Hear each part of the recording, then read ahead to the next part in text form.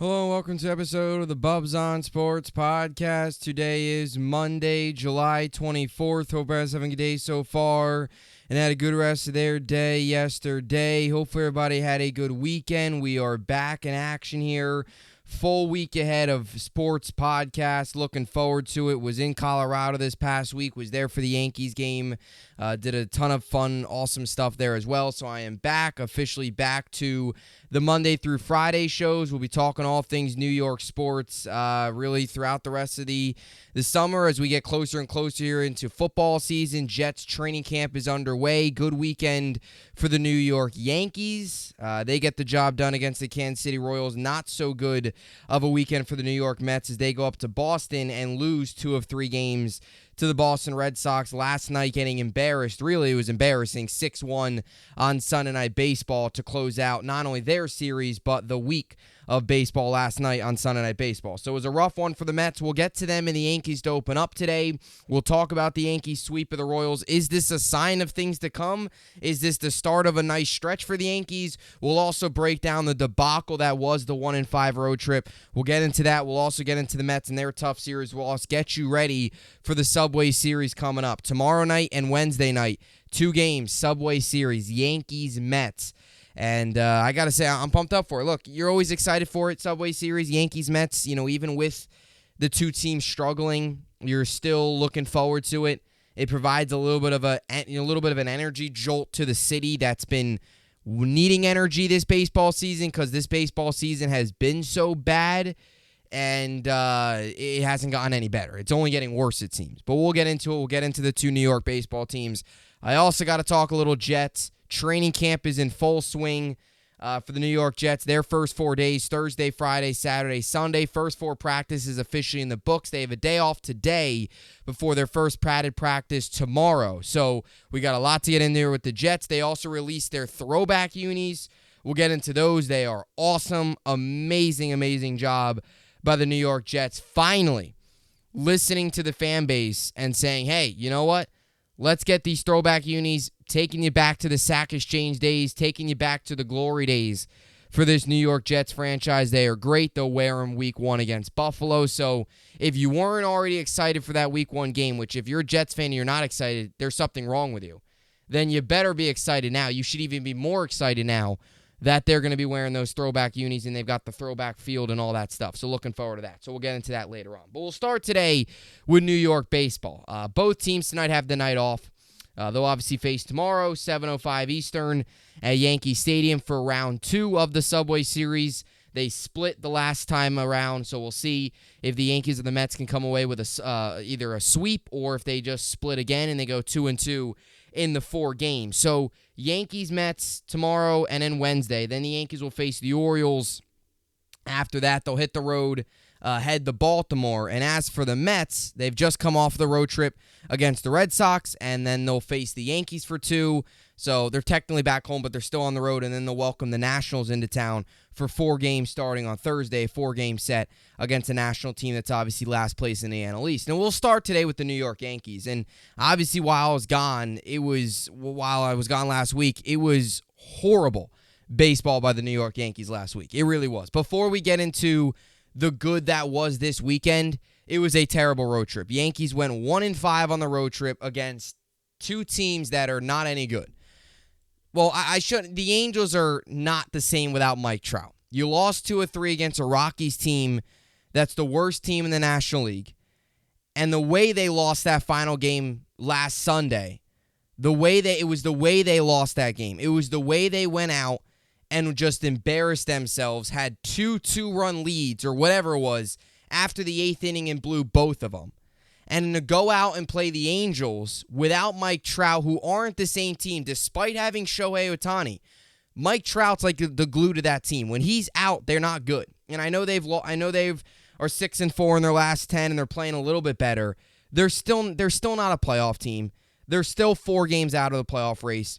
They're probably going to trade Shohei Ohtani at the deadline. They're not going to make the playoffs. So they lost to another non-playoff team in the Angels who were struggling going in, and they got swept. And it was the way they got swept. Their bats went quiet. They weren't hitting. They were making pitchers look like Cy Young candidates.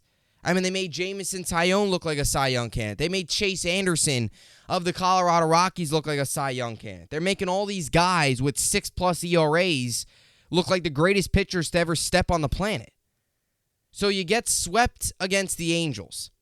1-5 road trip. I was there at Coors Field on Sunday when they faced the Rockies and they lost in 11 innings, and the home run and the mismanagement of the bullpen by Aaron Boone, which we've seen all too often, the dumb decision to not walk Shohei Ohtani, and then the next day when they're already losing by a ton, they decide to intentionally walk Shohei Ohtani again, which made no sense. When you're in a game where you have one swing of a bat ties it, you don't walk him, but when you're losing and the game's out of reach, you decide to walk him.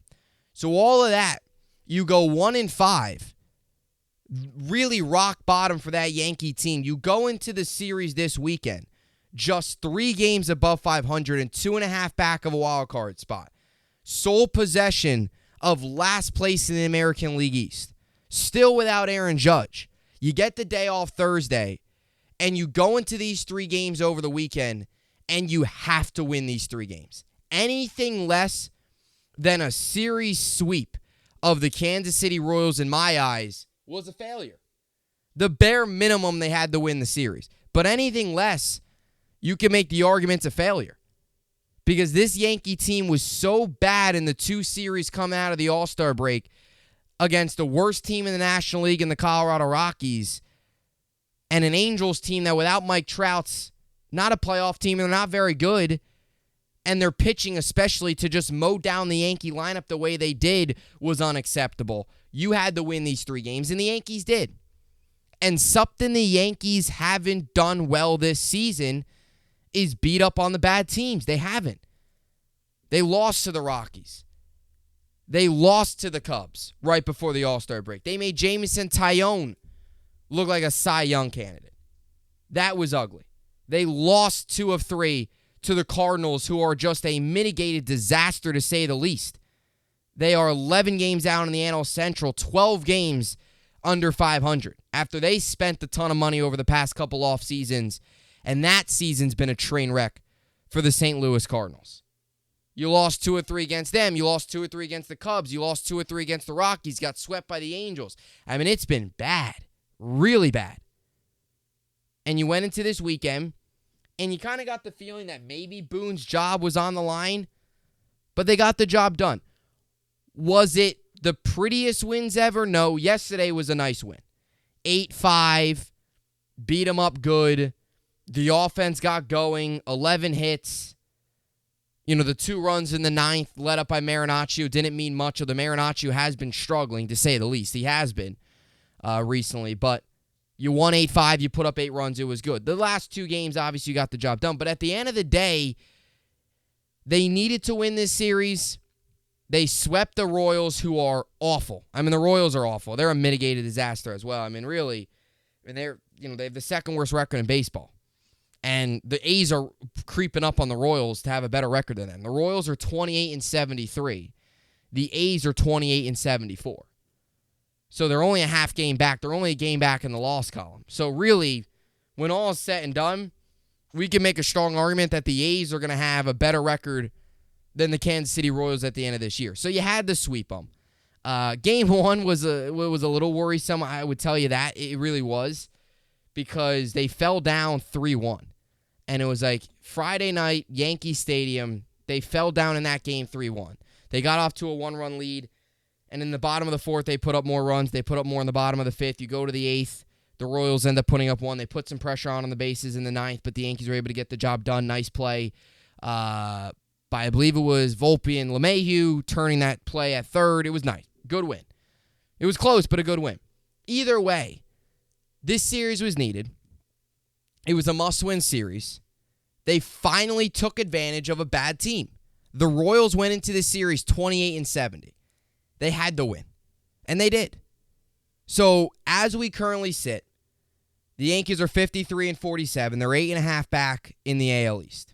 And that's the frustrating part, is the Rays have fallen off. I mean, they really have. They're 3-7 in their last 10. They are not nearly the team they were early in the season. They're still 61-42, and they'll still be a postseason team. But they're now 2 back of the Orioles. The Orioles are going to probably go ahead and win this division.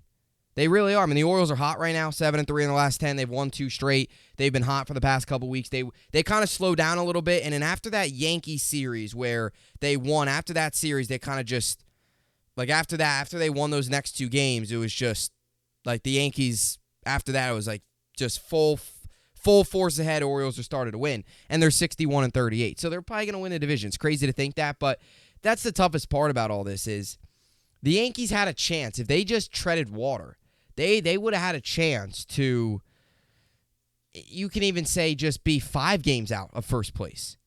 Instead, the Rays have struggled. They've fallen out of first place, and the Yankees have struggled as well, so they haven't gained any ground.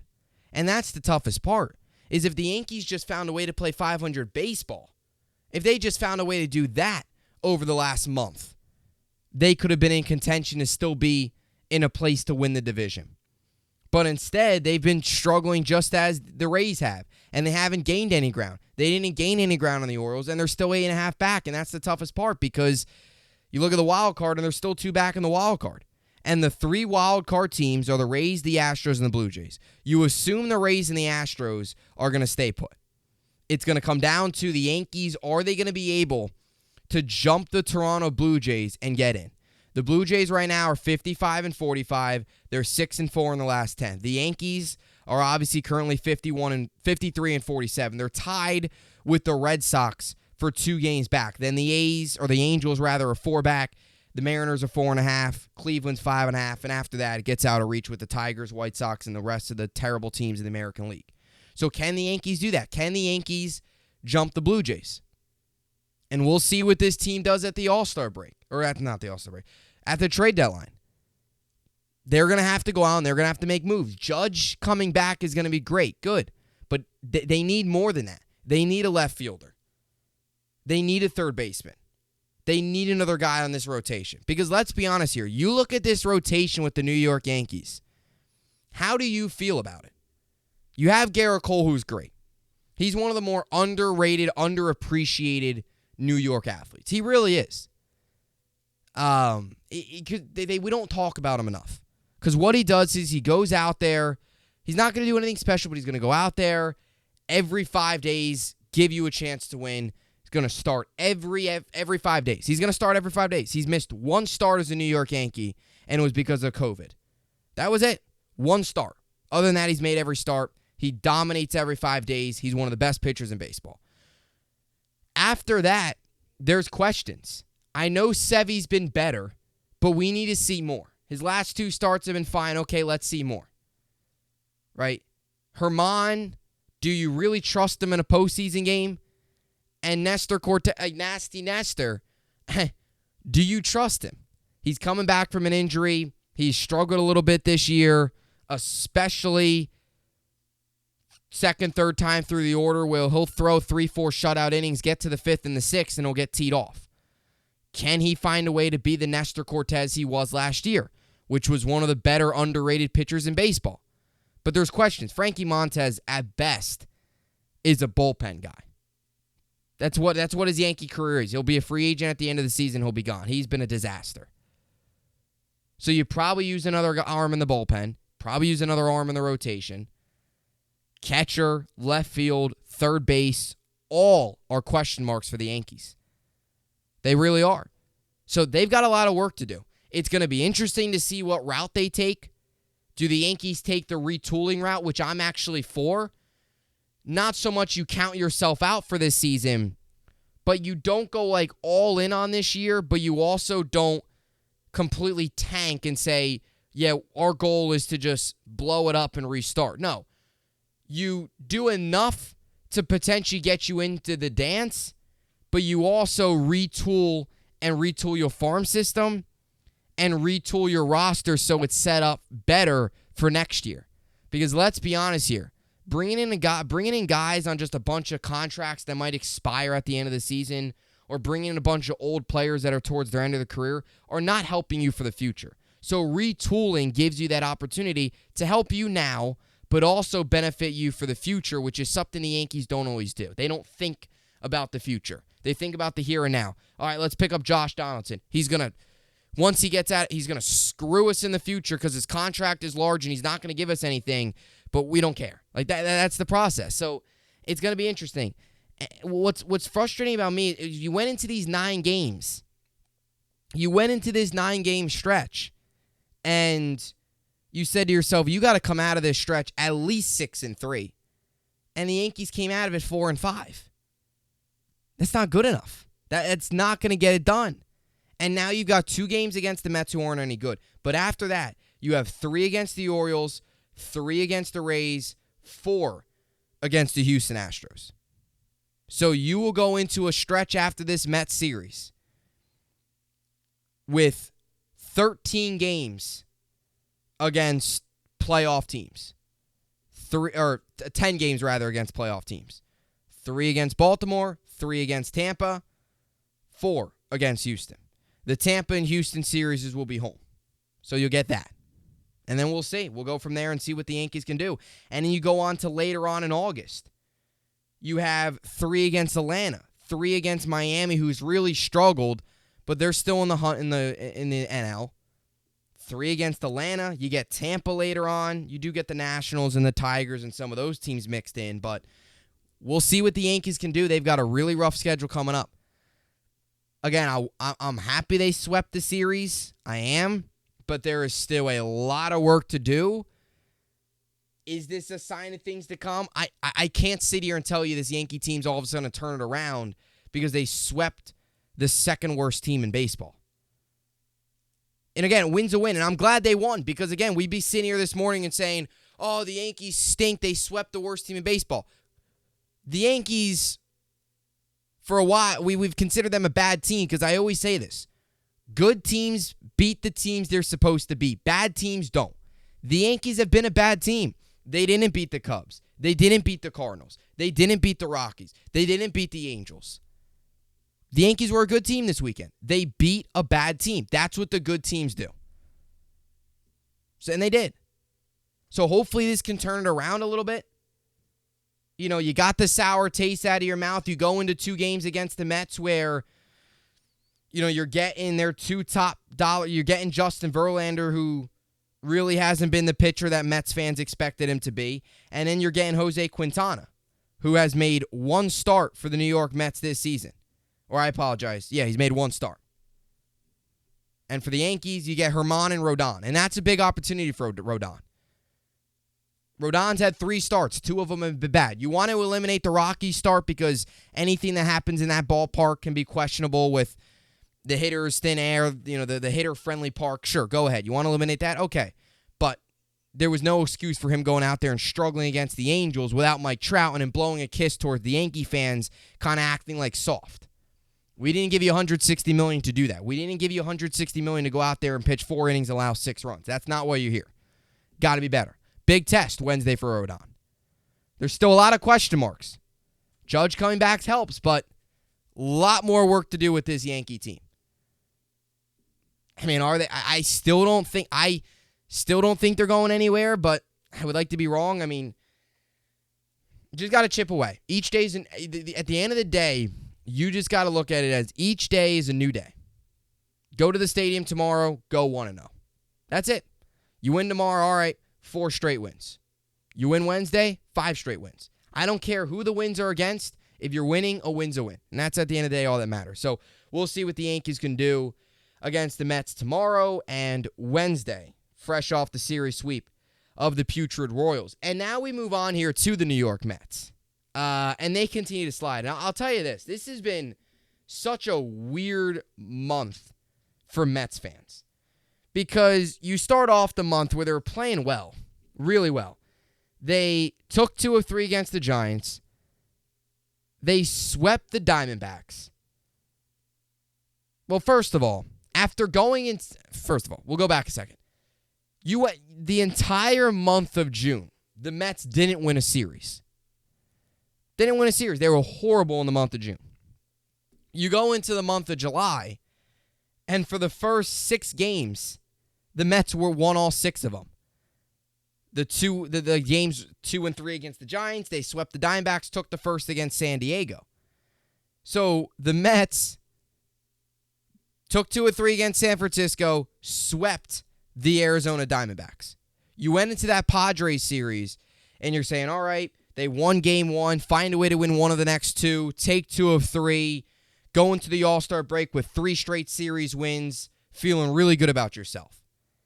And then it was like, that's saying, and again, we've seen that with the Mets, where they've had these little glimmer of hope.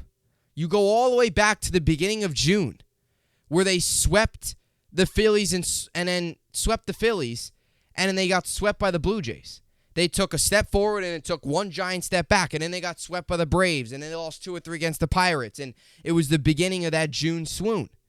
And here we are again in July, where the Mets took 2 or 3 against San Francisco, swept the Diamondbacks, won the first of 3 against San Diego, and then since that point, everything's just spiraled out of control again. Where they lost 2 or 3 against San Diego, they came back out of the All-Star break and lost 2 games that were inexcusable losses, especially the one on Saturday, where it was 1-1. The 8th, the Dodgers put up one more run, was 2-1. Mets had opportunities with runners in scoring position. They didn't capitalize. And then that 9th inning, Brett Baty with the pop-up debacle, Buck Showalter goes in and says, in a post-game says, it's okay, or it's hard to find the ball. It happens. Took no accountability. The Mets lost that game 5-1 because they couldn't catch a pop-up and they couldn't hit with runners in scoring position. So they lose 2 or 3 against the Dodgers, and then you go back and you play a bad White Sox team. And they won the first 2 games. 11-10, wild game. 11-10 was a big comeback win. You put up, or not comeback, but you put up 5 runs, and then the White Sox made it interesting late with 5 in the 7th, 1 in the 9th. Mets were able to just hold them off 11-10. You won the second game of that series, and you go to the series finale looking to sweep a bad White Sox team, and you get dominated 6-2. And then you go into Boston. The game on Friday gets cut short. You resume that on Saturday. You win that game 5-4, and then you lose the originally scheduled game on Saturday 8-6. You go into Sunday with a chance to win the series, and they get blown out last night. And not only did they get blown out, they lost 6-1 and let up 15 hits by the Boston Red Sox. And they were down 5-0. They didn't score a run until the 6th. So we see a common theme with this Met team all year, and this is why they're not going anywhere. The Mets are done. They're not going anywhere. The bottom line, they're a bad baseball team. That's the bottom line. Look again. Started off July great, and then up 2 or 3 against the San Diego lost. Lost 2 or 3 against the Dodgers. Took 2 or 3 against the White Sox, but you really felt like that was a series they should have swept. And then you go into Boston, and you get embarrassed in the series finale. How many times has that happened for the Mets this year? And for a team that's got to start picking it up, they're not. They're not at all. And you look at this team, 46-53, 7 games out of for 500, 18.5 games back of first place in the National League East, 2-game losing streak, 4-6 in their last 10. And you look at the wild card, 7.5 back. And the wild card in the NL East is really congested. The Reds, Diamondbacks, San Francisco, all 3 of them currently hold spots. The Reds are only a half game up, though. And then it's Philly and Miami. So there's 5 teams battling for those final spots. And really, there's no team that's safely in. Like, there's easily a chance that Cincinnati doesn't make the playoffs, even with them being a half game up. That's how crazy the National League wildcard race is. It's wild right now. And the Mets are 7.5 back. And we said that the Mets had to go into the All-Star break feeling good about themselves. And they were almost there, and then they weren't. And they found a way to lose the next 2. And now you come out of the All-Star break, and it's just that they're not playing well. And they're just running out of time. They are 7.5 games back. And really, we went into the month of July, they were 7.5 games back. So they really haven't gained anything. They really haven't. And they just continue to lose series. So coming up, you got the Yankees for 2. And then you get 4 against the Nationals. Then you get the Royals. So they get 7 games against one of the worst teams in the National League in the Nationals and the second worst team in all baseball in the Royals. And then after that, they get 3 against Baltimore. This is August. Then they get the Braves. Then they get the Braves again later in August. They do have the Cardinals and stuff mixed in. Their August schedule isn't extremely difficult. But the Mets have also not done a good job of beating the teams they're supposed to beat. They've lost to some bad teams this year. Like, there was no excuse losing those next 2 games in San Diego. They're hurting themselves. That's really what it comes down to with the Mets. It's not even who's on the schedule. They're just hurting themselves. Like, they win 2-3 games in a row, and then they take a giant step back. Win 2-3 games, take a giant step back. That's why they haven't gained anything. They're still 7.5 games back in a wild card. If they were really improving and they were really consistently playing good baseball, they should be within 5-4 games at this point if they kept playing like they were at the beginning of July. And they haven't. They've fallen off. And they've got 6 games left this month. If they can maybe go 4-2, it's certainly possible. You assume, okay, you should at least take 2 against the Nationals, find a way to take 1 against the Yankees, probably win another. You either 4-2 is realistic to finish out the month of July because you split against the Yankees, let's just say, and then you take 3 or 4 against the Nationals. That's realistic, but we've seen this Met team mess up badly. And it's almost like they're on one of these downward trends where they'll have like 2-3 bad series in a row, and then they'll look really good for 2-3 series in a row. And it's unfortunate because, like Alonso, who's been really bad recently, and his month as a whole has been ugly. He's hitting 186 in the month of July. Had a good series against the Red Sox. He did. He went 5 for 11 with 2 doubles and a triple. So, like, he had a good series. When he steps up like that, you got to capitalize. You got to take advantage. And he obviously still hasn't hit a home run since July 6th, and it's been a minute, especially coming out of the All-Star break where he participated in the Home Run Derby, but he still had a good series. And you still can't win that way. It's just going to be really interesting to see what this Met team does at the deadline. I mean, when you look at this Met team, you got to assume that, like, Marte should be on the trade block, Canna. There are not many guys on this Mets roster. Same thing with the Yankees. I mean, I can't sit here and tell you, and that's why this trade deadline, forget the records, put away fandom. This trade deadline has potential to be one of the weirdest deadlines for the Yankees and Mets that we've ever seen. Because I can't sit here and tell you, and many of you can probably agree, that there's many guys in the Yankees and the Mets that you consider untouchable. There really isn't. Like, for the Mets, do you really consider Verlander or Scherzer untouchable? No, probably not. No. Like, I mean, again, Scherzer got the whole no trade clause, all that stuff. But do you really consider them untouchable? No, especially not Verlander. You know, he's 39, you got 40, whatever he is. He hasn't played well. Maybe you give him to a team that's just missing another starting pitcher and feels that maybe he can fit in, something like that, right? So it's like David Robertson. He necessarily untouchable? No. Team needs a reliever? Go after him. So, and the Mets have talked about restocking the farm. They can get assets for these guys, especially if a contending team is a reliever away or feels they're a reliever away. David Robertson's a great choice. He's had a good year this year. But you look around this Met roster, it's crazy. Not every guy's untouchable. They really aren't. I mean, can you even consider Pete Alonso untouchable? I know the Mets won't do that, and you already heard a report that they won't. But you could get something for him. And are you really going to pay Alonso down the road? Are you really going to do that? You can probably get something for him. You look at the Yankee roster. Who is untouchable on the Yankees? In my eyes, it's Garrett Cole and it's Aaron Judge. Other than that, everybody's available. And, you know, again, you want to throw the Baders in there and say, okay, Baders, you shouldn't trade Bader. Yeah, they're not going to trade Bader.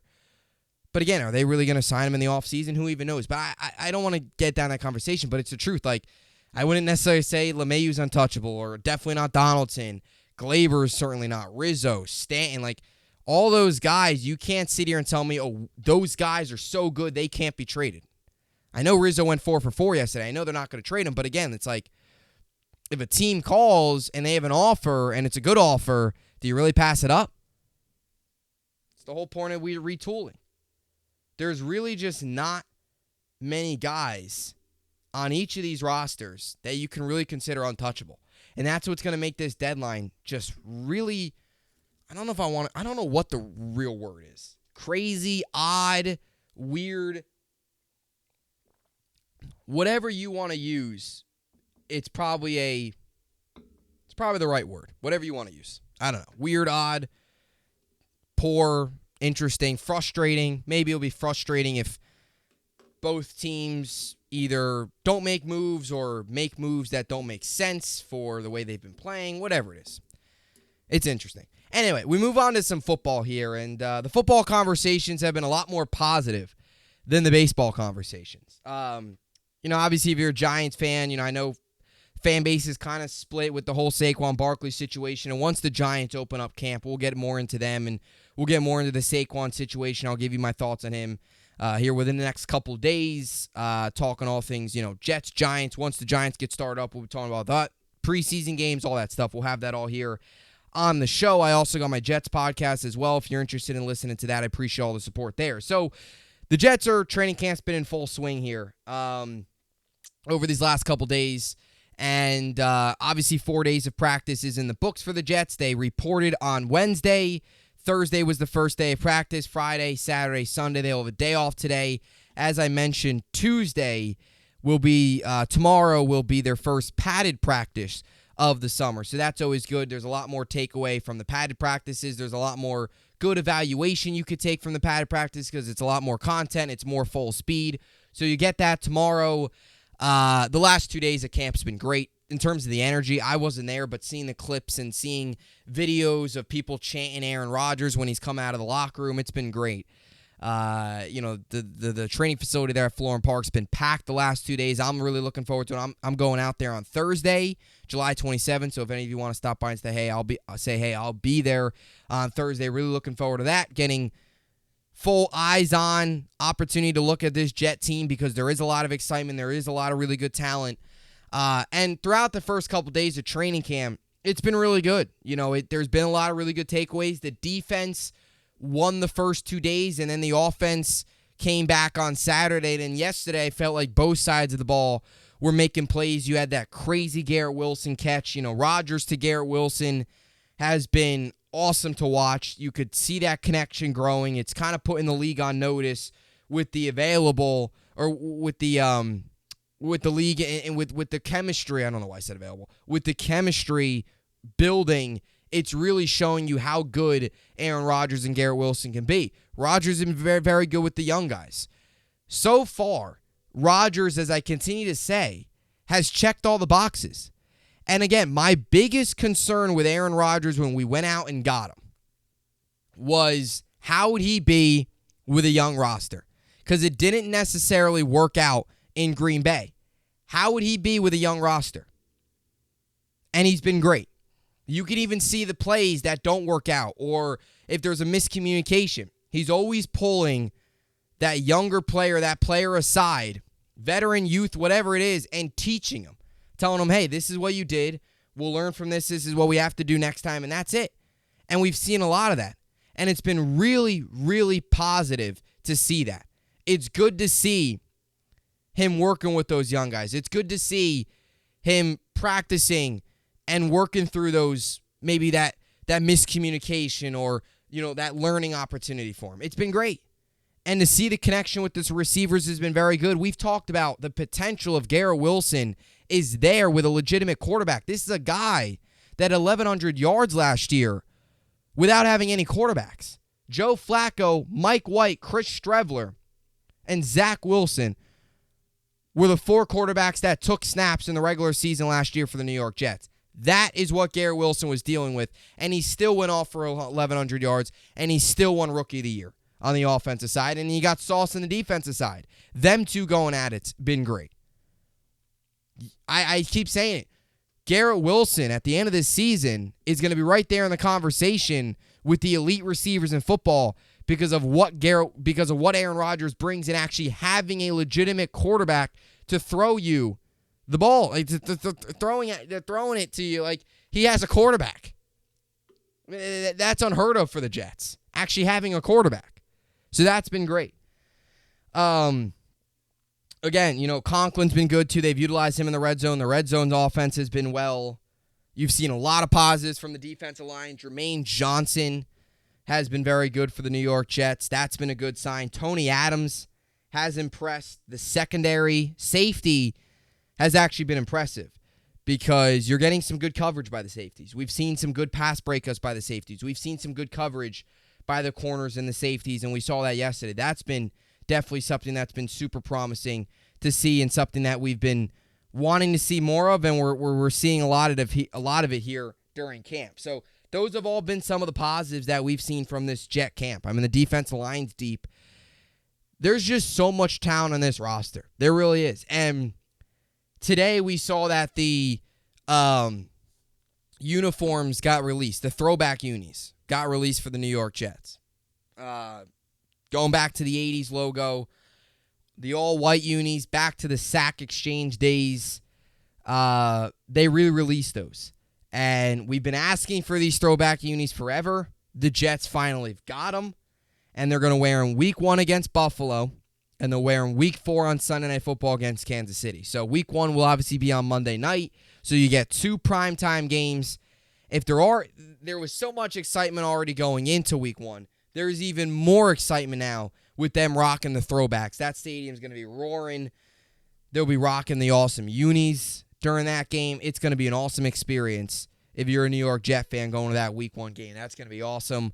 So, and again, like even just seeing, and this made me realize too, today, how much talent there is on this roster. Like seeing all the pictures and seeing Rodgers, Mosley, Quinn, and Sauce redo or remake the Sack Exchange picture was awesome. Just realizing from what we were at a couple years ago to now having Sauce Gardner, Garrett Wilson, Quinnen Williams, C.J. Mosley, Aaron Rodgers, Breece Hall. There is so much talent on this Jet team. And we haven't even mentioned, again, Jermaine Johnson. Talk about Alan Lazard, Tyler Conklin, DJ Reed, Michael Carter, other guys that don't get nearly enough recognition for what they do. Quincy Williams, who's been a very good under-the-radar pickup. We'll see if Carl Lawson can have a big year. He's finally healthy. John Franklin Myers, JFM, who has put together a good couple days of camp. So just seeing all of the talent on this roster, it gets you so excited. And seeing those jerseys release, it's funny because a couple years ago when they released their new jerseys in 2019, they went up there and it was Leonard Williams, Quincy Enunwa, Robbie Anderson, Jamal Adams, Sam Darnold were the big faces of the franchise. And you look at none of them are there anymore. And now you look at it, it's Sauce Gardner. You're talking about legitimate NFL talent. You have a legitimate quarterback in Aaron Rodgers. That's how good this Jet team is. So it's exciting times. A couple other takeaways, too, from camp. Becton's looked pretty good. Nick Bawden, fullback, has been active in the offense a lot. And we know that Nathaniel Hackett likes to utilize the fullback in his offense, but he's been very active. We thought that Ruckert might be kind of in that hybrid type role, but it looks like it's going to be Nick Bawden that might be more in that fullback role, which adds you another weapon in the passing game for Rodgers to look for. So he's been good. Jason Brownlee's been good. Again, Tony Adams. They're using the tight ends, the red zone, switching at the line of scrimmage. There was a play yesterday where pointed over to Lazard. Lazard switched up his route. They got him across the middle. So even those line of scrimmage changes where there's actually an offense, it was great. We haven't seen offense, and this is why we're so excited. So it's a great time to be a Jet fan. Just a couple training camp updates there for all of you. Again, day off today for the Jets. They'll be back tomorrow with a padded practice. Fans will be back in attendance on Thursday, so that'll be a lot of fun. Joint practices shortly after that. And then, again, you got some of the preseason games The preseason game starts up. First one, August 3rd, Hall of Fame game against the Browns. That'll be good. Zach Wilson's looked pretty good, too. And, again, you just got to hope to just see the continued development from Zach. And you hope that he's truly learning a lot from Rodgers, and it seemed like he has been early on here. So, a lot of good takeaways to take from the Jets. But those jerseys are just clean. I mean, they are awesome. They're awesome. Awesome jerseys. We've been asking for them for a while as Jet fans. We've been waiting for those jerseys to be released, really since last year. Then you saw the Giants release them, and the Jets will actually have the 50-yard logo. So they'll have all the stuff. Like, they'll have the whole, everything. They'll have the whole 50-yard line and the old Jets logo, the end zones, the sidelines, all that stuff will be covered in the old-fashioned Jet stuff. And I do believe at MetLife Stadium this year we'll actually get logos at midfield. So that'll be great. So, it's an awesome time to be a Jet fan. But the uniforms are great. We've been asking them since last year. And then you saw the Giants get them, as I mentioned. And it's like, all right, Giants were awesome. Throwback games. Let's see the Jets do it. They've done it. Today was the official announcement.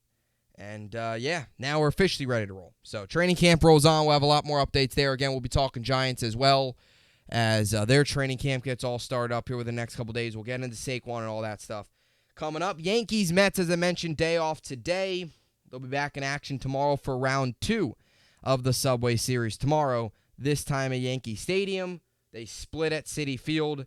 Yankees, Mets, both teams look to take the season series here at Yankee Stadium. So we'll see what both teams can do coming up tomorrow. Good amount of baseball games on tonight, and obviously tomorrow's the big one with the Yankees and the Mets back on Subway Series. So anyway, that'll do it for the podcast here today. As always, I will see you all back here tomorrow. Hope you enjoyed it, and thanks for listening. Thanks for watching.